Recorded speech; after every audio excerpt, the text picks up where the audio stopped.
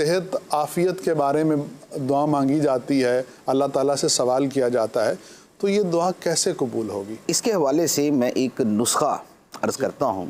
بہت عرصہ پہلے میں نے ایک کتاب میں پڑھا تھا کہ ایک آدمی تھا، اس کی دعائیں بڑی کثرت سے قبول ہوتی تھی۔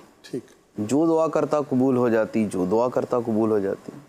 تو اس سے کسی نے پوچھا کہ یار تم کو اتنے نیک آدمی بھی نہیں لگتے کہ تم کوئی ولی ہو، کوئی بڑی پہنچی ہوئی ہستی ہو، ایسا بھی نہیں ہے، لیکن پھر بھی تمہاری دعائیں اتنی کثرت سے قبول ہوتی ہیں، وجہ کیا ہے؟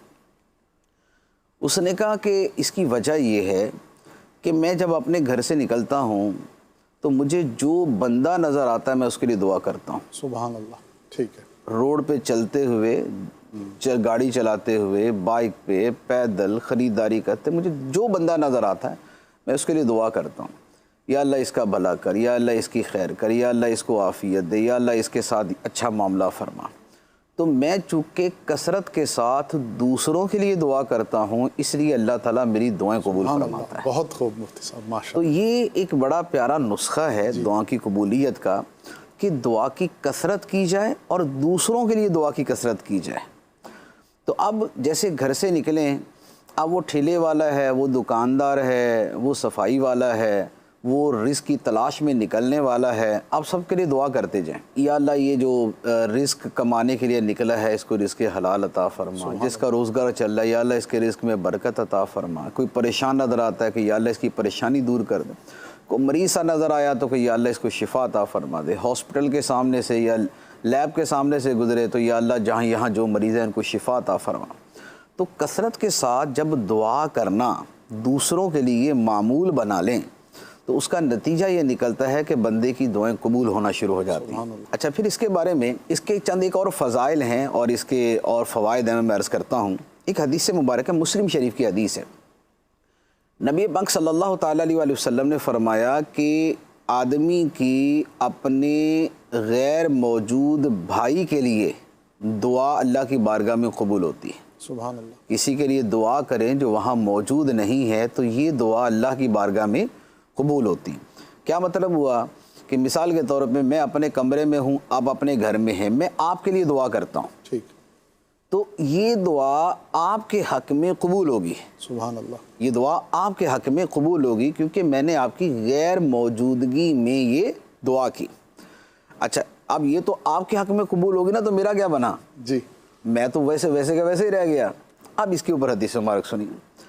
نبی پاک صلی اللہ تعالیٰ علیہ وآلہ وسلم نے فرمایا کہ جب کوئی بندہ اپنے بھائی کے لیے اس کی غیر موجودگی میں دعا کرتا ہے تو ایک فرشتہ اس دعا کرنے والے کے سر کے قریب کھڑا ہوتا ہے، سبحان اللہ، سبحان اللہ۔ وہ اس کی دعا پہ آمین کہتا ہے، اللہ، ٹھیک، وہ اس کی دعا پہ آمین کہتا ہے اور ساتھ میں یہ کہتا ہے کہ تیرے لیے بھی ایسی ہی خوشخبری ہو۔ سبحان اللہ، سبحان اللہ، کیا خوب۔ گویا ہوا یہ کہ میں نے آپ کے لیے دعا کی تو فرشتے نے میرے لیے دعا کی، سبحان اللہ، سبحان اللہ، آپ کے حق میں میری دعا قبول، میرے حق میں فرشتے کی دعا قبول۔ بہت خوب۔ ٹھیک ہے۔ اچھا، پھر ایک اور حدیث مبارک ہے اسی کے اوپر، نبی پاک صلی اللہ تعالیٰ علیہ وآلہ وسلم نے فرمایا کہ جب بندہ یوں دعا کرتا ہے نا اپنے بھائی کے لیے تو اللہ تعالیٰ اس بندے سے فرماتا ہے کہ شروع میں تم سے کروں گا، اللہ، اللہ، تم نے دعا اس کے لیے کی ہے لیکن شروع میں تم سے کروں گا، سبحان اللہ، جو سبحان تم نے اس کے لیے مانگا پہلے تجھے عطا کروں گا پھر اس کو عطا کروں گا۔ اللہ، اللہ، اللہ۔ تو اب آپ دیکھیں کہ یہ کس قدر خوبصورت اور زبردست قبولیت کا عمل ہے سبحان کہ ہم اپنی دعاؤں میں دوسروں کو شریک کر لیں اور دوسروں کے لیے دعا کرنا شروع کر دیں، سبحان اللہ۔ تو جو چیز آپ کو چاہیے نا آپ دوسرے کے لیے مانگنا شروع کر دیں،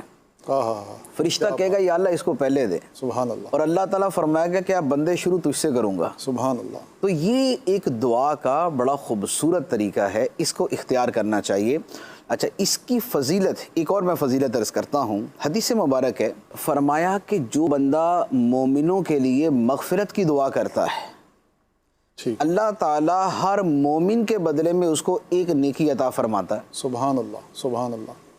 اب اس پر باقاعدہ علماء نے تحریر فرمایا کہ جو بندہ یہ دعا مانگے اللہم اغفر لی ولکل مؤمن و مؤمنہ، اے اللہ مجھے بھی بخش دے اور ہر مومن مرد و عورت کو بخش دے، ٹھیک، تو ہر ایک کے بدلے میں ایک نیکی ملے گی۔ ٹھیک، دنیا میں اس وقت جو مسلمان ہیں ان کی تعداد 1.5 ارب ہے. سبحان اللہ.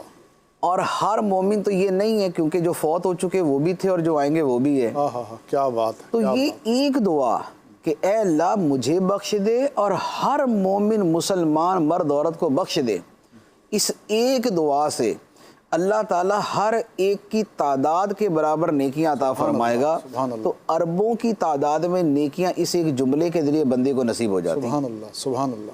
تو یہ دعا، اب یہ دوسروں کے لیے دعا بھی ہے، اپنے لیے دعا بھی ہے، نیکیوں کے حصول کا ذریعہ بھی ہے.